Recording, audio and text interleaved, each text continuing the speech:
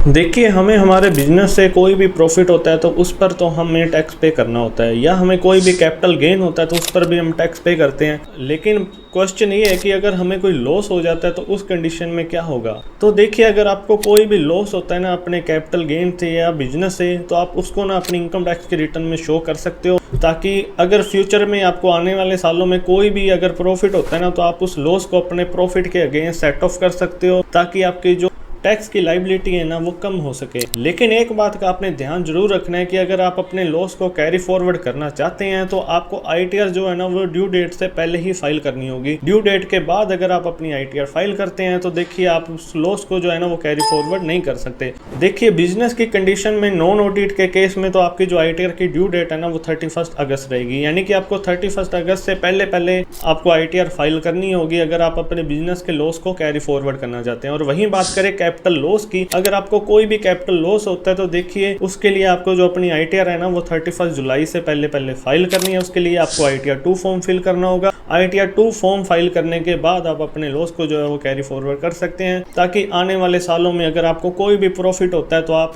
उस लॉस को उसमें एडजस्ट करके अपनी टैक्स की लाइबिलिटी जो है वो कम कर सकते हैं। ऐसे ही और फाइनेंशियल और इनकम टैक्स के अपडेट्स देखते रहने के लिए हमारे चैनल को सब्सक्राइब करना मत भूलिएगा।